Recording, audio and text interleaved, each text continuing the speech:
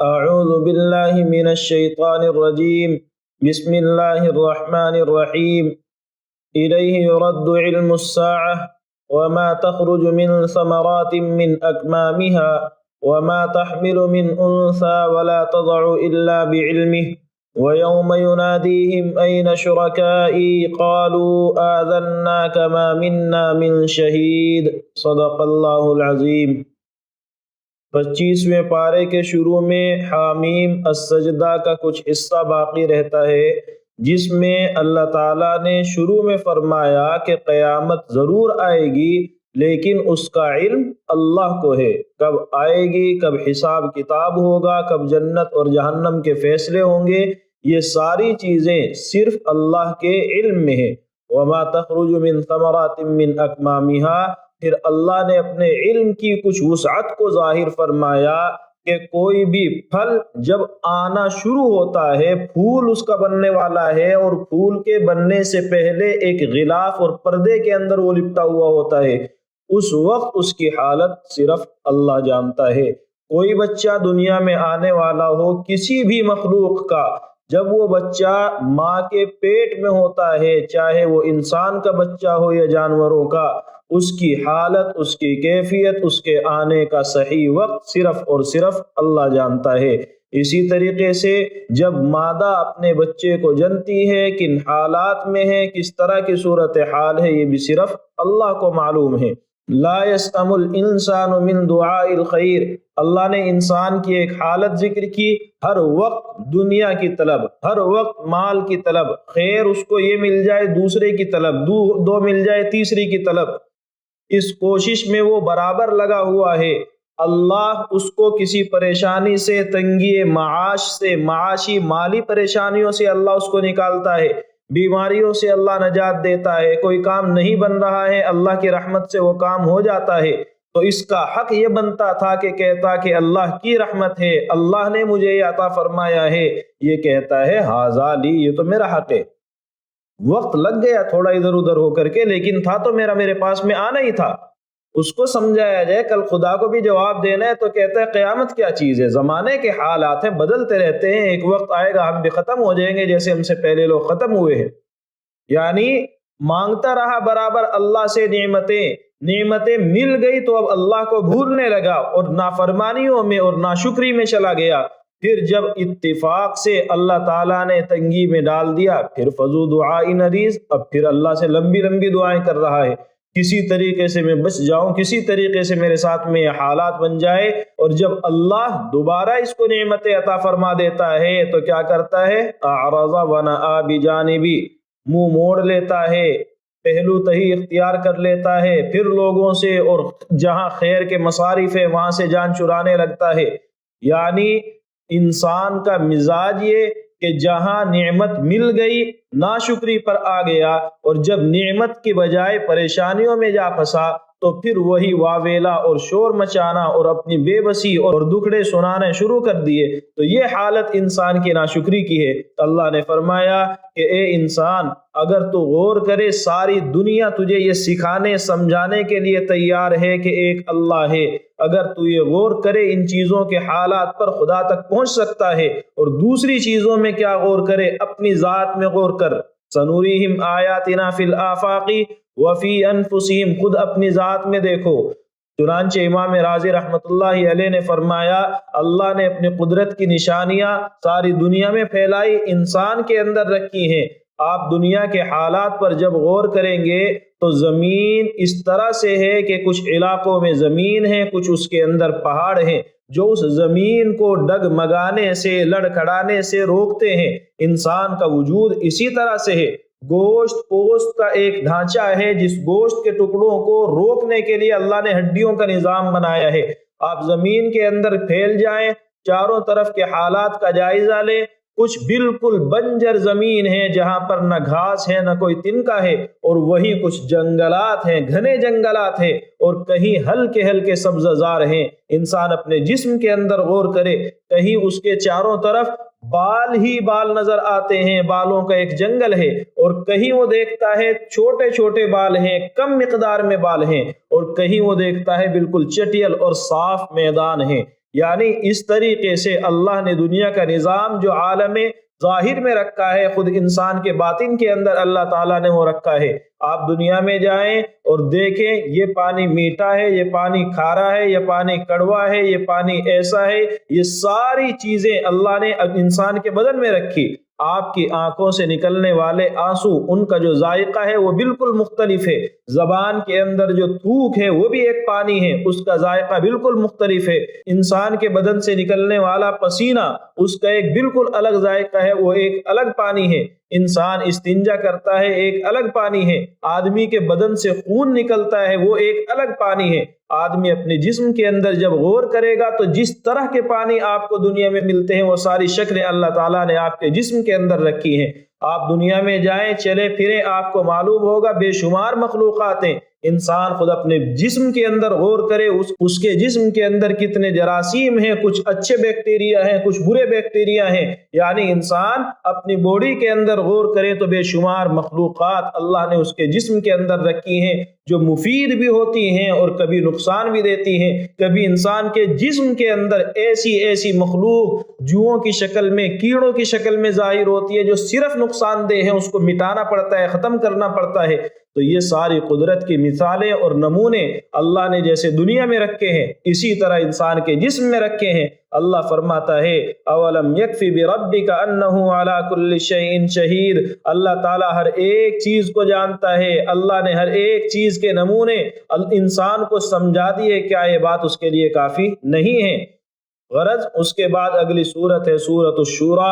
سورۃ الشورى کے مضمون کا حاصل یہ ہے کہ اللہ نے جو دین ہمیں دیا ہے، ایک اللہ کو ماننا، اس کے رسولوں پر ایمان لانا، آخرت پر ایمان لانا، یہ دین کی بنیاد ہے، اور یہ بنیاد تمام امتوں کے اندر اللہ نے ایک رکھی ہے۔ ہر نبی نے یہ تعلیم دی۔ چنانچہ اللہ نے فرمایا شرع لکم من الدین ما وصى به نوحا، کہ جو شریعت ہم نے آپ کو دی ہے، جو احکام ہم نے آپ کو دیے ہیں، یہ بالکل ویسے ہی احکام ہیں جو اب سے پہلے حضرت نوح کو، حضرت ابراہیم، حضرت موسیٰ اور عیسیٰ علیہ السلام ان حضرات انبیاء کو دیے تھے۔ سب کا دین ایک تھا۔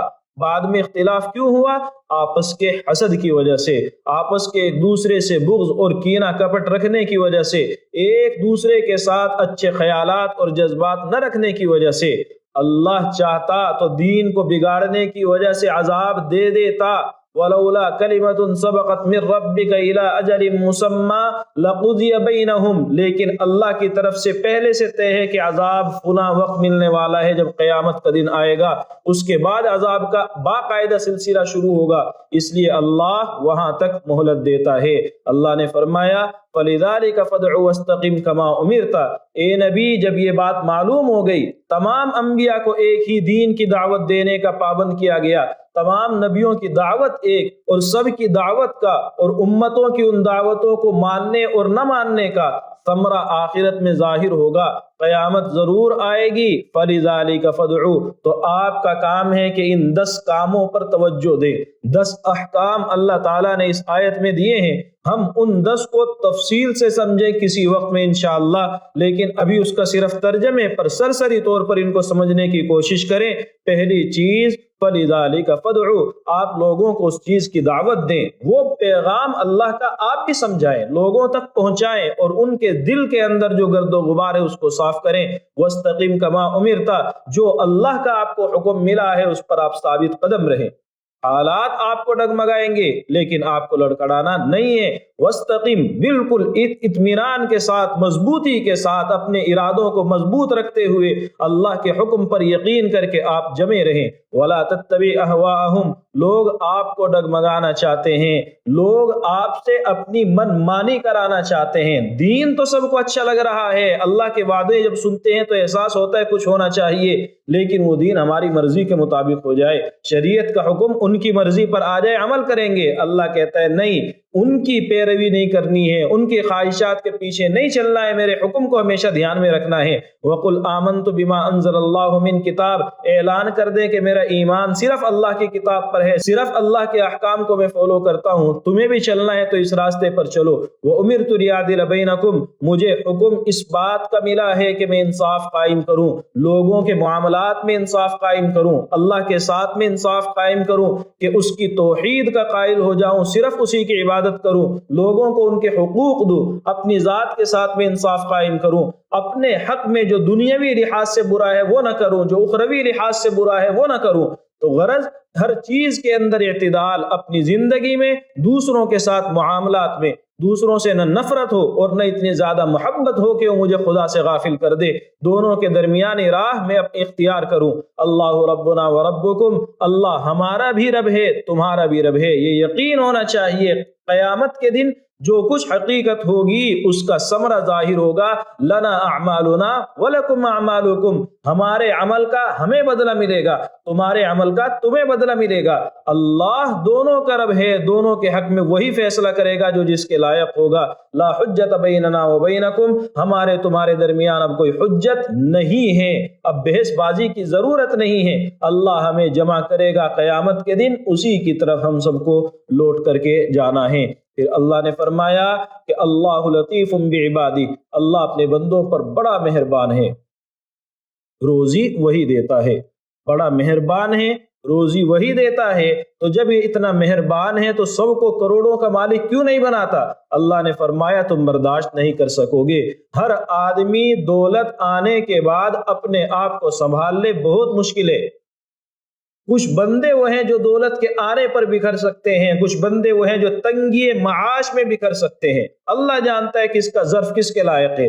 پھر کچھ لوگ وہ ہیں جنہیں اللہ مشکلات میں ڈالنا نہیں چاہتا، آخرت کے معاملات میں الجھانا نہیں چاہتا، اس لیے ان کو بقدر ضرورت دیتا ہے۔ اور کچھ بندے وہ ہیں جن کی طرف سے اللہ ڈھیل برت دیتا ہے تو پھر ان کے لیے مالی وسعتیں دے دیتا ہے۔ کچھ بندے وہ ہیں جنہیں اللہ جانتا ہے یہ میرے احکام پر پھر بھی پورا اتریں گے اگر میں نے انہیں دے دیا، تو اس لیے اللہ کے نیک بندوں کو بھی وہ دولت دے دیتا ہے۔ اور کچھ بندے وہ ہیں جن کا مانگنا اللہ کو بڑا پسند ہے، اس لیے وہ ان کو اس طرح کے حالات میں رکھتا ہے کہ وہ اللہ کے سامنے ہاتھ پھیلا کر کے رکھیں۔ تو کس کو مالی وسعت دینی ہے کس کو نہیں، اس کے لیے اللہ کی بہت سی مصلحتیں ہیں، جن مصلحتوں کی بنیاد پر اللہ فیصلہ کرتا ہے۔ وما اصابکم من مصیبہ، دنیا کے اندر جو تکلیف جو مصیبت تمہارے پاس میں آتی ہے وہ تمہارے اعمال کی بدولت ہوتی ہے۔ تمہارے اعمال جس طرح کے ہوں گے اللہ تعالیٰ ویسے حالات اور اسباب تمہارے لیے بنا دے گا۔ اس کے بعد اللہ تعالیٰ نے گھریلو زندگی کے کچھ اصول سمجھائے ہیں کہ اپنے گھر میں ان چیزوں پر آپ عمل کریں۔ پہلا اصول، علی ربہم یتوکلون، بھروسہ صرف اللہ کی ذات پر، اپنی طاقت پر، اپنے اسباب پر، اپنے آس پاس کے لوگوں پر نہیں، بھروسہ صرف اللہ کی ذات پر ہونا ہے۔ والذین یجتنبون کبائر الاثم والفواحش، ہر طرح کے گناہ سے بچنے کی پوری کوشش کرنی چاہیے، خاص طور سے کبیرہ گناہوں میں کبھی بھی نہیں پڑنا چاہیے، اور اگر ہو جائے تو فوراً توبہ کرنے کی کوشش کرنی چاہیے۔ اذا ما غضبوا هم یغفرون، غصہ آئے معاف کر دینا چاہیے، نظر انداز کرنے کی کوشش کرنی چاہیے، اللہ کے حکم پر لبیک کہنا چاہیے، اللہ کا حکم ہے عمل کرنا ہے، یہ جذبہ اپنانے کی کوشش کرے۔ واجبی حکم ہے، یہ عمل کرنا واجب ہے، فرض ہے، اللہ کے رسول کو پسند ہے۔ جب پتہ لگ گیا کہ اللہ کا حکم ہے تو کوشش ہو کہ عمل کریں۔ میری ذاتی زندگی سے متعلق، اجتماعی زندگی سے متعلق، معاشرتی زندگی سے متعلق جس زندگی میں بھی ہم قدم بڑھائیں اور ہمارے پاس میں اللہ کا حکم وہاں موجود ہے تو اس حکم پر عمل کرنے کی کوشش کریں۔ وَأَقَامُوا الصَّلَاةَ، نماز سے کبھی بھی غفلت نہ برتیں۔ أَمْرُهُمْ شُورَىٰ بَيْنَهُمْ، گھر کے معاملات میں ایک دوسرے سے مشورہ کیا کریں۔ اللہ کے رسول صلی اللہ علیہ وسلم اہم معاملات کے اندر مشورہ کرتے تھے، صحابہ سے، اپنے گھر والوں سے۔ آپ اپنے بچوں کو اہمیت دیں، جب ان کے اندر سمجھداری پیدا ہو رہی ہے ان سے مشورہ کریں، اس لیے بھی کہ وہ آپ سے مانوس ہو، اور اس لیے بھی کہ ان کے اندر فیصلہ کرنے کی صلاحیت، چیزوں کے اندر غور کرنے کی صلاحیت ڈیولپ ہو، اور ان کے اندر وہ مہارت ابھر کر کے نکھر کر کے آئے۔ اسی طرح وَمِمَّا رَزَقْنَاهُمْ يُنْفِقُونَ، جو اللہ نے دیا ہے، مال دیا ہے، صلاحیتیں دی ہیں، اللہ نے آپ کو عہدہ اور رتبہ دیا ہے، اللہ نے سماج اور معاشرے کے اندر آپ کو ایک عزت دی ہے، ان چیزوں کو اللہ کی رضا میں، اللہ کو خوش کرنے والے احکام میں، لوگوں کی مظلومیت کو دور کرنے میں، ان کو حقوق اور ان کو انصاف دلانے میں خرچ کرنا چاہیے۔ مال دیا ہے، لوگوں کی مالی ضرورتیں پوری کرنی چاہیے، چاہے زکوٰۃ کے ذریعے ہو یا واجبی صدقات یا نفلی صدقات کے ذریعے سے ہو۔ کوئی ظلم کرے تو بدلے میں آپ اس کے ساتھ ویسا معاملہ کر سکتے ہیں۔ آپ کے ساتھ ناحق برا عمل ہوا ہے، آپ بدلہ لینا چاہتے ہیں، بالکل لے سکتے ہیں، لیکن اتنا ہی جتنا ظلم ہوا ہے، اس سے زیادہ لیں گے آپ کٹہرے میں آ جائیں گے، ایک بات۔ دوسری بات، معاف کر دیں گے، زیادہ بڑا اجر پائیں گے۔ غرض دو چیزیں ہیں، ایک جتنا ظلم ہوا اتنا انتقام لے، شریعت اجازت دیتی ہے، اور جہاں آپ کو لگے کہ میں اس ظالم کو چھوڑ دوں گا یا دوسری جگہ جا کر ظلم کرے گا، وہاں انتقام لینا بہتر ہے۔ لیکن جہاں آپ کو لگتا ہے کہ اس نے میرے ساتھ میں یہ کیا ہے، آئندہ یہ حرکتیں نہیں کرے گا یا نہیں معلوم کہ کرے گا کہ نہیں کرے گا، آپ وہاں درگزر کریں، معاف کر دیں، اللہ کی طرف سے بڑا اجر آپ کے لیے مقدر ہے۔ اللہ نے فرمایا یخلق ما یشاء یہب لمن یشاء اناثا ویہب لمن یشاء الذکور او یزوجہم ذکرانا واناثا ویجعل من یشاء عقیما۔ کس کو اولاد ملے گی، کس کو نہیں، کس کو بیٹے اور بیٹیاں دونوں ملیں گی، کس کو صرف بیٹے ملیں گے، کس کو صرف بیٹیاں ملیں گی، یہ ہر ایک چیز اللہ کی رحمت سے ہوتی ہے۔ نہ کسی عورت کے قبضے میں ہے کہ آپ اپنی بہو کو کوسنے لگ جائیں، اپنی بیوی کو کوسنے لگ جائیں، نہ کسی مرد کے قبضے میں ہے کہ اس کو آپ تانا دینے لگے۔ جو ملا ہے اللہ نے طے کر رکھا تھا تو ملا ہے، نہیں ملا ہے تو اللہ نے طے کر رکھا تھا نہیں ملے گا اس لیے نہیں ملا ہے۔ اس لیے بہرحال اللہ کی تقدیر پر صبر کریں یا اللہ کی تقدیر پر بھروسہ کریں۔ اللہ نے اگر مقدر کر رکھا ہے تو آج نہیں کل ضرور اللہ تعالیٰ آپ کو عطا فرمائے گا۔ اس کے بعد سورۃ الزخرف ہے۔ سورۃ الزخرف کا بنیادی مضمون یہ ہے کہ اللہ آپ کے پاس اپنی نصیحتوں کو کرنے والے بندے بھیجتا ہے، کبھی وہ نبی ہوتے ہیں، کبھی نبی کے قائم مقام ہوتے ہیں، اللہ کے ولی ہوتے ہیں، اللہ کے دین کی دعوت دینے والے ہوتے ہیں، اور یہ واقعتاً مخلص اور نیک لوگ بھی ہوتے ہیں۔ ایسے لوگ آ کر جب آپ کو دعوت دیں اور آپ اس کی طرف توجہ نہ کریں، اللہ سے بغاوت پر جمے رہیں، تو پھر اللہ ایک وقت تک تو یہ نصیحتوں کا سلسلہ قائم رکھتا ہے، لیکن جب بندے کی طرف سے غفلت کو دیکھے گا، اب وہی اللہ آپ کے لیے حالات کو تنگ کرے گا، لیکن ایسے نہیں کہ تنگی محسوس ہو، بلکہ شیطان کو مسلط کر دے گا۔ شیطان آپ کی برائی کو اچھائی کی شکل میں دکھانے لگے گا، آپ کے غلط عمل پر دلیلیں دینے لگے گا۔ چنانچہ اللہ نے حضرت موسیٰ اور فرعون کا واقعہ ذکر کیا ہے۔ فرعون موسیٰ علیہ السلام کو ستاتا ہے، موسیٰ علیہ السلام کے خلاف مورچے بناتا ہے، اور وہاں اپنے صحیح ہونے کی دلیلیں دیتا ہے کہ اس کے ساتھ میں تو کوئی بھی نہیں ہے، میرے ساتھ تو اتنے آدمی ہیں، یعنی افراد کی کثرت، مال کی کثرت، اس کو وہ دلیل بناتا ہے اپنے حق ہونے کی، جبکہ آپ بھی جانتے ہیں بہت سے بے وقوف اور بہت سے بے مقصد لوگوں کے پاس میں بھی دولتیں ہوتی ہیں۔ دولت ہونے کا مطلب اچھائی کبھی بھی نہیں ہے، یہ ہر ایک سمجھدار انسان سمجھتا ہے، لیکن ہوا کیا کہ وہ اللہ کے دین سے دور ہوا، اللہ کی طرف سے نصیحتیں ملی، اللہ کا پیغام پہنچا، اس نے توجہ نہیں دی تو شیطان نے اس کی برائیوں کو اچھائی کی شکل میں اس کے سامنے پیش کیا، اور وہ اسی حالت میں لوگوں کے سامنے آنے لگا۔ اس کے بعد ہے سورۃ الدخان۔ سورۃ الدخان کا حاصل یہ کہ اللہ بندے کو ڈھیل تو دیتا ہے، بندے کو سنبھلنے کا موقع تو دیتا ہے، اس کی غلطیوں کے باوجود نظر انداز تو کرتا ہے، لیکن اس کی ایک لمٹ ہے۔ جب وہ اس لمٹ کو کراس کرنے لگے، جب بندہ اپنی ان حدود سے آگے بڑھنے لگے، اللہ کے پیغام کو ملنے کے بعد توجہ نہ دے، اب اللہ کا عذاب آتا ہے۔ جیسے فرعون پر عذاب آیا تھا موسیٰ علیہ السلام کے زمانے میں، اور ایک عذاب دنیا کا اور ایک عذاب آخرت کا۔ ان شجرۃ الزقوم، جہاں تمہیں زقوم کا درخت کھانے کو، پینے کو، اس طرح کی سخت ترین چیزیں ملیں گی، کھولتا ہوا پانی پیپ تمہیں وہاں پر پینے کو ملے گا۔ جب یہ زقوم کا درخت تم چباؤ گے، کھاؤ گے اس کے پھلوں کو، انتڑیوں کو تمہاری نکال کر کے باہر پھینکے گا، کھولتا ہوا گرم پانی تمہارے سروں کے اوپر ڈال دیا جائے گا۔ اس بدترین عذاب کو تمہیں ایک لا انتہا مدت تک جھیلنا ہوگا، اور اللہ کی طرف سے دھمکیاں ملیں گی کہ جھیلو۔ اس کے بعد ہے سورۃ الجاسیہ۔ سورۃ الجاسیہ، جاسیہ کے معنی ہی ہے گھٹنوں کے بل آ جانے والی، یعنی اللہ کے سامنے قیامت کے دن وہ منظر ہوگا، ساری مخلوق گھٹنوں کے بل ہوگی، اللہ کے سامنے اپنی بے بسی کا اعتراف کر رہے ہوں گے، اللہ کا غصہ اس دن پوری اپنے شباب پر ہوگا، وہاں احساس ہوگا کہ ہاں تم غلط کر کے آئے ہو۔ چنانچہ سورت میں اللہ نے فرمایا کہ جو بندہ اللہ کے احکام آنے کے باوجود، اللہ کے نبی کے سمجھانے کے باوجود، حق کو حق جان لینے کے باوجود مانتا نہیں ہے، عمل نہیں کرتا ہے، تو اپنے خواہشات کی پیروی کر رہا ہے، اس نے اپنے خواہشات کو خدا بنا لیا ہے۔ انسان کی شان یہ ہے کہ اللہ کی اطاعت کرے، اللہ کو خدا مانے، اس کی باتوں کو مانے، لیکن یہ اپنی مرضی کی مان رہا ہے، اس کا مطلب اس نے اپنی مرضیوں کو، اپنے خواہشات کو خدا کے برابر کر دیا ہے۔ تو یہ انسان کی ناشکری کی انتہا ہے کہ وہ اپنی خواہشات کی پیروی کرتا ہے، اللہ کا حکم آنے کے باوجود قدر نہیں کرتا ہے۔ اللہ تعالیٰ مجھے بھی، آپ کو بھی اپنے احکام کی صحیح معنی میں قدر کرنے اور ان پر صحیح معنی میں عمل کرنے کی توفیق عطا فرمائے۔ وآخر دعوانا ان الحمد للہ رب العالمین۔